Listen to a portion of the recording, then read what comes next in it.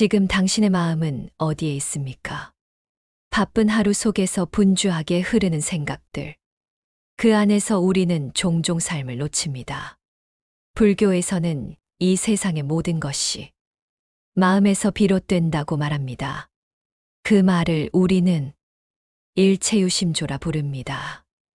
오늘 이 시간, 우리는 그 깊은 뜻을 따라 마음이 만드는 세계를 함께 들여다보려 합니다. 일체유심조는 모든 것은 오직 마음이 지은 것이다라는 뜻입니다. 이 말은 화엄경에서 유래한 구절로 우리가 겪는 모든 경험, 만나는 모든 인연, 그리고 이 세상을 이루는 모든 법이 결국 우리 마음의 투영이라는 가르침입니다. 세상이 괴로운 이유는 세상이 괴로워서가 아니라 그것을 바라보는 우리의 마음이 괴롭기 때문입니다. 그러므로 세상을 바꾸고자 한다면 먼저 내 마음을 돌아보는 것이 가장 빠른 길입니다. 일체유심조라는 말은 단지 철학적인 선언이 아닙니다. 그것은 우리가 살아가는 삶의 현실에 대한 깊은 통찰입니다. 누군가는 말합니다. 세상은 나에게 너무 가혹하다고. 하지만 불교는 묻습니다. 그 고통을 바라보는 당신의 마음은 어떤가요? 어떤 일이 좋은 일인지 나쁜 일인지는 그 자체로 결정되지 않습니다. 그 일을 받아들이는 나의 마음 상태가 그 사건의 성격을 결정합니다. 부처님께서는 이렇게 말씀하셨습니다. 마음이 청정하면 모든 것이 청정하고 마음이 흐리면 모든 것이 흐려진다. 즉, 세상이 나를 힘들게 하는 것이 아니라 나의 번뇌가 세상을 괴롭게 만드는 것입니다. 그리고 그 번뇌의 뿌리는 무명에 있습니다. 무명은 세상의 본질을 알지 못하고 자신의 마음을 직시하지 못하는 상태를 말합니다. 무명이 클수록 세상은 더 혼탁하고 고통스럽게 느껴집니다. 하지만 무명을 걷어내고 마음을 맑게 하면 그때 비로소 우리가 본래 지닌 지혜와 자비가 드러납니다. 일체유심조는 마음을 다스리는 사람이 곧 인생의 주인이 된다는 선언입니다. 그리고 그 주인이 되기 위해 우리는 마음을 보는 법을 매일매일 연습해야 합니다. 예를 들어볼까요? 같은 비를 맞아도 어떤 이는 낭만이라 하고 어떤 이는 불편하다 합니다. 비가 문제가 아니라 그 비를 받아들이는 마음의 태도가 현실의 색을 결정하는 것입니다. 화가 났을 때 세상은 모두 적처럼 보입니다. 하지만 고요한 마음으로 바라보면 그 상황도 스승이 되고 배움이 됩니다. 우리의 마음이 밝으면 어둠 속에서도 길을 찾고 우리의 마음이 어두우면 햇살 아래에서도 길을 잃습니다. 마음이 현실을 만든다. 이 말은 뜬구름 잡는 소리가 아닙니다. 우리 삶 속에서 아주 구체적으로 드러나는 진리입니다. 유마경에는 이런 말이 있습니다. 병든 이는 마음으로 병들고 깨달은 이는 마음으로 자유로워진다. 즉, 괴로움은 바깥에서 오는 것이 아니라 그 괴로움을 만들어내는 마음의 방식에서 비롯된다는 것입니다. 또 하나의 예를 들어보겠습니다. 어릴 때 상처를 받은 사람이 끊임없이 세상을 의심하고 사람들로부터 배신당할까 두려워합니다. 그러면 마음은 점점 굳어지고 그 사람의 현실 역시 고립되고 외로워집니다. 반면 같은 상처를 경험하고도 그것을 이해하고 받아들이려는 사람은 마음을 열고 타인과 관계를 맺으며 다시 따뜻한 삶을 만들어냅니다. 이 모든 차이는 외부 조건이 아니라 내면의 해석과 마음의 습관에서 시작됩니다. 그래서 부처님은 말씀하셨습니다. 마음이 모든 것의 근본이다. 마음을 따라 말하고 마음을 따라 행동하면 그 결과도 마음을 따라온다.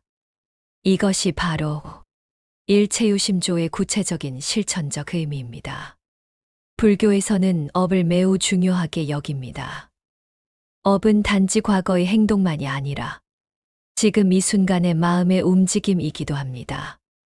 욕심, 분노, 어리석음으로 가득 찬 마음은 결국 그러한 현실을 끌어오고, 자비, 지혜, 평정으로 가득한 마음은 복된 현실을 만들어냅니다. 이처럼 업도, 현실도, 인연도 모두 우리 마음에서 시작됩니다. 왜 내 삶은 이토록 고달픈가? 그 물음은 결국 나는 어떤 마음으로 세상을 살아가고 있는가? 라는 더 깊은 질문으로 바뀌어야 합니다. 마음이 현실을 만든다면 그 마음을 어떻게 다스릴 수 있을까요? 불교에서는 마음을 다스리는 첫걸음으로 관, 즉 관찰을 가르칩니다. 마음을 억지로 누르거나 부정하는 것이 아니라 그저 있는 그대로 바라보는 것입니다. 예를 들어, 화가 날 때, 화내면 안 돼 하고 억누르기보다는 지금 내 마음에 화가 올라오고 있구나 하고 조용히 알아차리는 것입니다. 그 알아차림이 깊어질수록 마음은 스스로 고요해지고 화의 불길도 점점 약해집니다. 두 번째 방법은 호흡입니다. 불교에서는 오래전부터 호흡을 바라보는 수행을 강조해 왔습니다. 지금 이 순간 코끝을 스치는 숨결 하나에 집중해 보십시오. 그것만으로도 흩어진 생각이 모이고 마음의 중심이 잡히기 시작합니다. 그리고 염불이나 절수행도 큰 도움이 됩니다. 관세음보살, 아미타불 같은 부처님의 이름을 반복하여 부르며 마음을 부드럽고 따뜻하게 만드는 것이지요. 절수행은 몸과 마음이 하나 되는 훈련입니다. 한 절, 한 염불이 바로 번뇌를 녹이는 수행이 됩니다. 무엇보다 중요한 것은 꾸준함입니다. 마음을 다스리는 길은 단기간의 결과를 바라보는 것이 아니라 하루하루를 정직하게 살아가는 삶의 훈련입니다. 스스로에게 물어보십시오. 지금 나의 마음은 어디에 머물러 있는가? 그 물음 하나가 이미 수행의 시작입니다. 우리는 흔히 바깥 세상을 바꾸려 합니다. 더 좋은 사람, 더 좋은 환경, 더 나은 조건. 하지만 아무리 바깥을 바꾸어도 내 안의 마음이 그대로라면 고통은 다시 다른 얼굴로 찾아옵니다. 진짜 수행은 세상을 바꾸는 것이 아니라 그 세상을 바라보는 마음을 바꾸는 것입니다. 화를 줄이고 탐욕을 내려놓고 깨어있는 마음으로 지금 이 순간을 살아가는 것. 이것이 바로 일체유심조의 수행입니다. 마음이 현실을 만든다면 그 마음이 어떻게 세상까지 바꾼다는 것일까요? 부처님께서는 말씀하셨습니다. 일체유심조. 세상의 모든 것은 마음이 지은 것이다. 이 말은 단지 철학적인 개념이 아닙니다. 실제 삶 속에서 우리의 마음가짐이 사람들과의 관계, 삶의 방향, 심지어 우리 주위의 에너지까지도 바꾼다는 뜻입니다. 상대의 말이 거칠더라도 내 마음이 평온하면 그 말이 상처로 다가오지 않습니다. 반대로 내 마음이 날카로우면 작은 말도 비수가 되어 꽂힙니다. 이처럼 현실은 절대적인 것이 아니라 마음이 어떻게 해석하느냐에 따라 달라지는 상대적인 것입니다.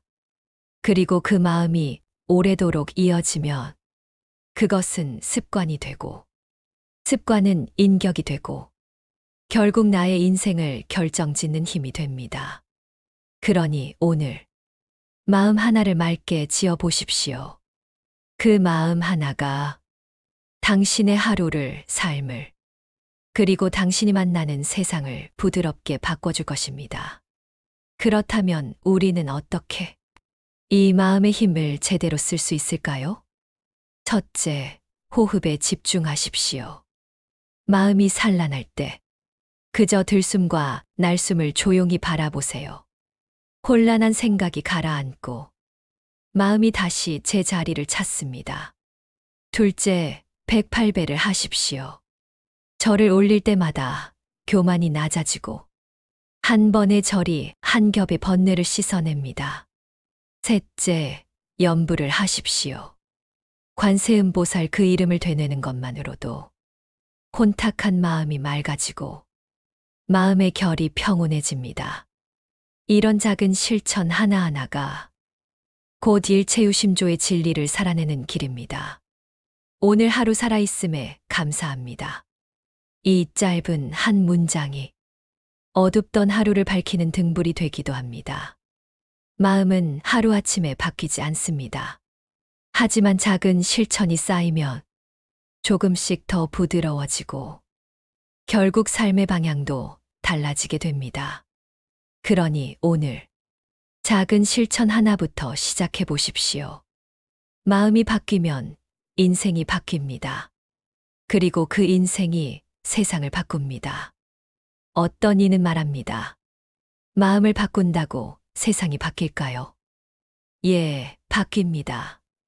누군가를 원망하던 마음을 이해로 바꾸는 순간 관계는 다시 이어지고 슬픔 속에서도 의미를 찾는 순간 그 슬픔은 더 이상 괴로움이 되지 않습니다. 불교는 말합니다. 지옥도 극락도 마음에 있다. 마음이 지옥이면 어디서도 편안할 수 없고 마음이 극락이면 어디서든 평온할 수 있습니다. 많은 이들이 묻습니다. 스님, 깨달음은 어디에 있습니까? 어떤 이는 그것을 높은 산 속의 절에서 찾고 어떤 이는 깊은 명상 중에 찾아야 한다고 생각합니다.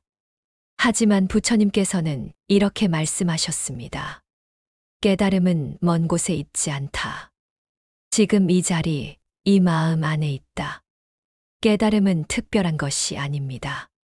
마음을 바로 보는 순간, 나의 괴로움의 원인을 알아차리는 그 순간, 그 자각이 곧 깨달음입니다. 우리는 너무나도 자주 밖으로만 답을 찾습니다. 누가 나를 힘들게 했는가? 왜 이런 일이 나에게 생겼는가? 하지만 진정한 깨달음은 그 모든 원인을 내 안의 마음에서 찾을 때 시작됩니다. 깨달음은 화려한 번개처럼 오는 것이 아닙니다. 오히려 조용하고 부드럽고 일상적인 찰나에 옵니다. 아이의 미소를 보며 눈시울이 뜨거워지는 순간, 누군가를 미워하던 마음이 문득 사라지는 순간, 그 짧고 소박한 순간들이 바로 깨달음의 문턱입니다. 깨달음은 깊은 자각이며, 깨달음은 놓아버림의 용기입니다. 깨달음은 고요히 머무는 마음의 상태입니다. 그러니 무언가를 애써 이루려 하기보다 지금 이 순간의 나를 깊이 들여다보십시오. 지금 이 마음이 무엇을 갈망하고 무엇을 두려워하는지를 보십시오. 그 관찰 속에서 고통은 가르침이 되고 집착은 노임이 되며 마음은 점점 더 자유로워집니다. 깨달음은 멀리 있지 않습니다. 지금 이 순간 내 안에 있습니다. 다만 우리가 아직 그것을 보지 못하고 있을 뿐입니다. 일체유심조라는 이 한마디는 깨달음의 진리를 말해줄 뿐 아니라 우리에게 실천의 방향도 제시해 줍니다. 세상이 마음에 의해 만들어진다면 그 마음을 어떻게 다스리느냐에 따라 삶도 인연도 업도 달라질 수 있습니다. 그래서 부처님께서는 공부란 마음을 닦는 일이라고 하셨습니다. 그 마음을 닦는 방법은 결코 어렵지 않습니다. 다만 작지만 꾸준한 실천이 필요할 뿐입니다. 첫째, 지금 여기에 머무는 연습. 과거의 후회도 미래의 불안도 내려놓고 지금 이 순간의 호흡, 지금 이 순간의 마음을 들여다보는 것. 그것만으로도 번뇌는 많이 사라집니다. 둘째, 자비의 말과 생각을 실천하는 것. 누군가에게 따뜻한 말을 건네고 타인의 고통에 연민을 품고 화가 날 때 한 번 더 참고 웃는 연습을 해보는 것. 그 작은 자비가 바로 세상을 바꾸는 시작입니다. 셋째, 자기 성찰의 습관. 내가 오늘 품은 마음은 무엇이었는가? 그 마음이 나를 어디로 이끌었는가? 매일 밤 하루를 돌아보는 습관은 업을 녹이고 지혜를 키우는 강력한 수행입니다. 일체유심조는 단지 깨달음의 선언이 아니라 매일의 삶에서 실천할 수 있는 가르침입니다. 이 진리를 삶 속에 적용하면 말 한마디가, 생각 하나가, 행동 하나가 세상을 밝히는 연등처럼 빛을 발하게 됩니다. 깨달음은 행위 없는 사유가 아닙니다. 마음을 바꾸고 세상을 따뜻하게 하는 실천. 그것이야말로 일체유심조의 완성입니다. 일체유심조. 이 오래된 가르침이 오늘날 바쁘고 복잡한 현대인의 삶에도 여전히 유효할까요? 대답은 그렇습니다. 오히려 지금 같은 시대에야말로 이 진리는 더욱 절실합니다. 우리는 정보와 감정이 넘쳐나는 시대에 살고 있습니다. 하루에도 수십 번 뉴스를 보고 SNS를 들여다보고 타인의 말과 시선에 휘둘리며 살아갑니다. 그러는 사이 자신의 마음이 어디를 향하고 있는지조차 잊고 살아가는 이들이 많습니다. 하지만 기억해야 합니다. 지금 내 삶을 괴롭게 하는 그 감정들, 불안, 분노, 질투, 외로움, 그 모든 것도 결국 내 마음이 만들어낸 풍경이라는 사실을 현대인은 바쁩니다. 수행할 시간조차 없다고 말합니다. 하지만 일체유심조는 시간의 문제가 아니라 의식의 문제입니다.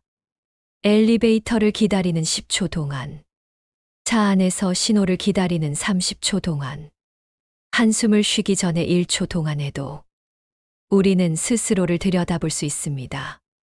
나는 지금 어떤 마음을 품고 있는가? 이 한 문장만 스스로에게 묻는다면 그 순간 일체유심조의 길에 들어선 것입니다.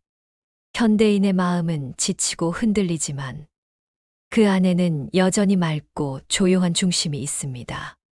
그 중심을 찾는 연습. 그것이 바로 불교의 수행이자 일체유심조가 우리에게 주는 가장 큰 선물입니다. 나는 왜 자꾸 같은 괴로움을 반복할까?